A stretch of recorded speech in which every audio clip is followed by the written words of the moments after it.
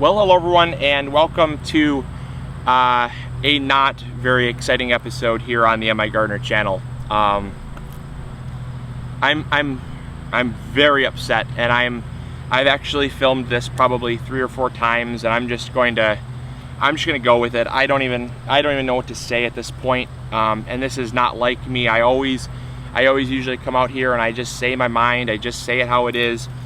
But and I am not an angry person. For those that know me, for those that have been around me for the long period of time that I've been on YouTube, I am a very easygoing guy. I just want to see other people happy, and maybe that's my fault. You know, maybe I am just somebody. Maybe I'm just too nice, and I think that's maybe what it is. I don't know.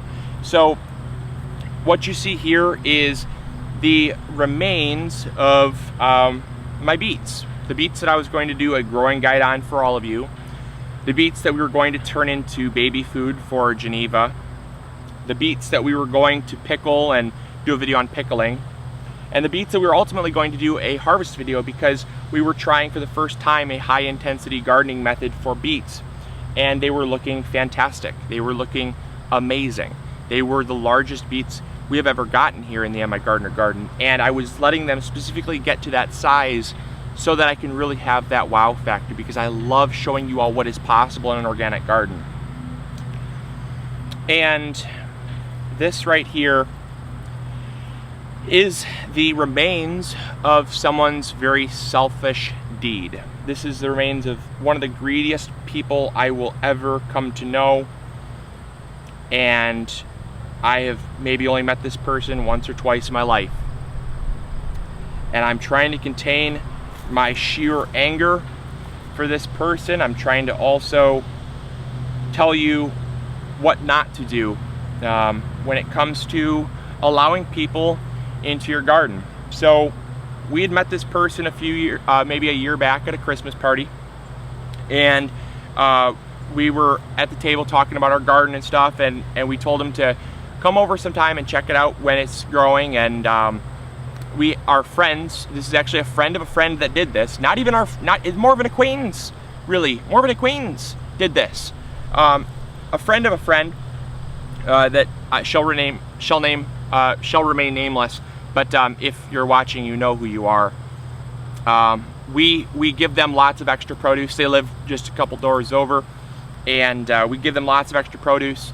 If they come over and you know, maintain the garden a little bit, we'll give them a little bit extra, just because sometimes I don't like to take advantage of people. I really hate that. I like to do a lot of it myself, and I think people are living their own lives and they have their own busy schedule. So if I need something, I'll say, you know, hey, if you're there, you know, go grab a couple more tomatoes, go grab a leek or two, or an onion, or some potatoes or zucchini. What, you know, help yourself to what you need for the week. You know, what you normally get in groceries. We have more than enough here. We have more than enough.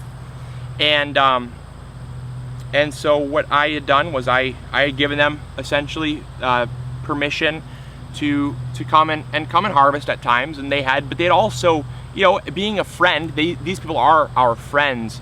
They really minded their space. They hardly ever came in here. They actually have a garden of their own. They don't need what we're producing. But the acquaintance of ours came over and visited, and they were up for the weekend, and they decided that they would come over here and check out the garden when we were not even here. And our friend said, you know, hey, you know, Luke said that if you want to pick some stuff, you're more than welcome to. And this was not really it was not with our permission. We'd given them prior permission, and it was for them kind of exclusively. But I guess the invite to help yourself was extended to any party that was to come up without me really knowing.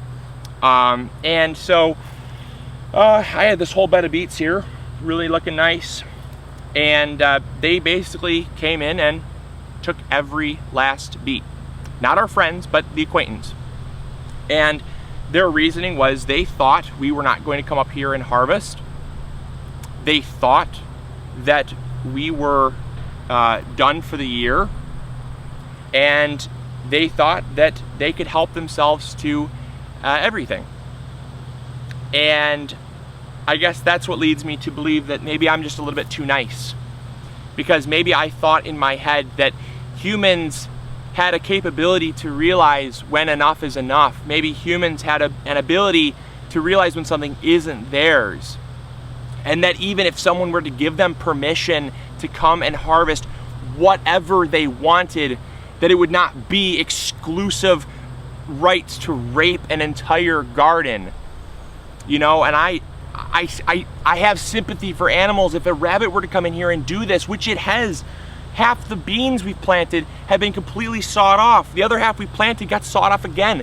I didn't care, I was slightly upset, but that's what animals do. It's engraved in their nature to just survive, and they take whatever they want without fear of retribution, without fear of getting, you know, yelled at or embarrassment.